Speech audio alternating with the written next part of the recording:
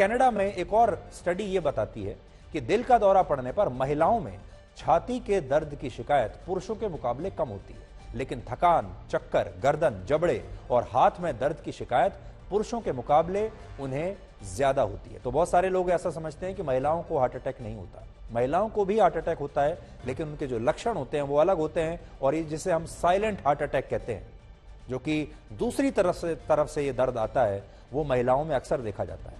Indian heart association के मुताबिक भारत में हर साल हार्ट अटैक और हार्ट स्ट्रोक से 17 लाख लोग मर जाते हैं, 17 लाख। और 2016 में ब्रिटेन की एक रिपोर्ट ये बताती है कि 45% मामलों में लोग हार्ट अटैक के लक्षण समझ ही नहीं पाते, जिससे हार्ट अटैक साइलेंट किलर बन के उनकी जान ले लेता है।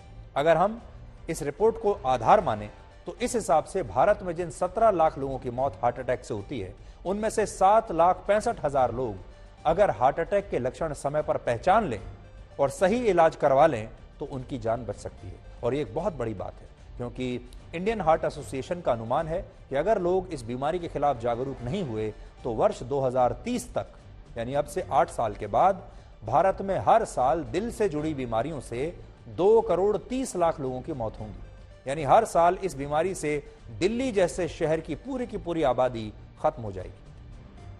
हालांकि डॉक्टर मानते हैं कि साइलेंट हार्ट अटैक के दौरान अगर किसी मरीज को समय पर सीपीआर दे दिया जाए तो इससे उसकी जान बच सकती है।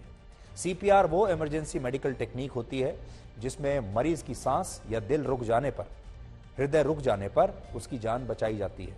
आप चाहें तो महाराष्ट्र के कोल्हापुर की इस घटना से भी सीपीआर के बारे में बहुत कुछ सीख सकते हैं। 2 दिन पहले कोल्हापुर में एक अस्पताल में एक व्यक्ति को डॉक्टर के सामने ही, वो सोचिए वो व्यक्ति डॉक्टर के सामने बैठा हुआ था और वहीं बैठे बैठे हार्ट अटैक आ गया।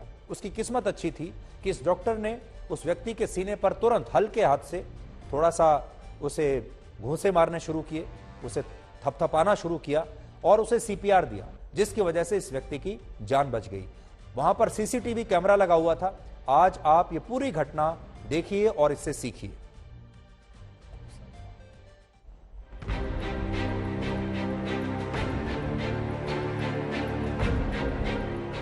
मैं जब उसको एग्जामिन कर रहा था, उसका इको किया, इको में हृदय का पंपिंग कम था, उसका हृदय गति कम आ रहा था और रिलेटिव्स को हमने बताया था कि इसको किसी भी वक्त हृदय गति बंद होने से जान को खतरा हो सकता है और इसको एडमिट करना होगा। तभी मेरे सामने ही उसका हृदय गति बंद हुआ और मरीज कोलैप्स हुआ।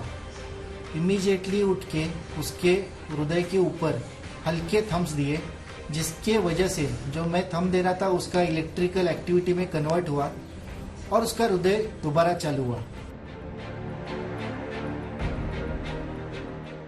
उस दिन क्या महसूस हुआ था? क्या शिकायत रहा था? चक्कर तुमको याद है क्या हुआ था? 2 मिनट ऐसा अनकॉन्शियस हुआ। तब क्या हुआ याद है क्या? याद नहीं, कुछ नहीं याद। पंप किया था, देखा था।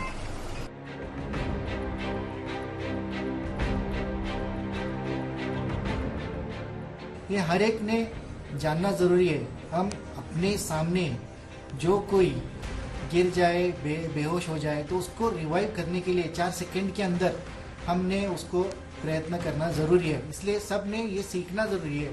किसी भी वक्त आपके सामने कोई भी कोलैप्स हो सकता है।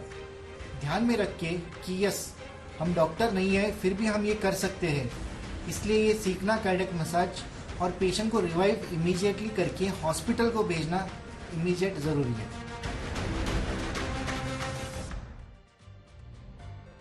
अब एक खास बात यह है कि इन हार्ट अटैक्स के पीछे कोविड भी एक बहुत बड़ा कारण हो सकता है। क्या ये कोविड का एक साइड इफेक्ट है? क्योंकि पिछले 2 साल हमने कोविड देखा हमारे देश में, और हो सकता है कि एक जो नई स्टडी आई है वो ये कहती है कि वॉशिंगटन यूनिवर्सिटी में पोस्ट कोविड के साइड इफेक्ट्स पर जो स्टडी हुई उसके अनुसार शरीर में कोविड-19 के संक्रमण के बाद दिल के मरीजों की संख्या 14% तक बढ़ गई, और इनमें भी ज्यादातर लोगों की उम्र 30 से 40 साल के बीच है।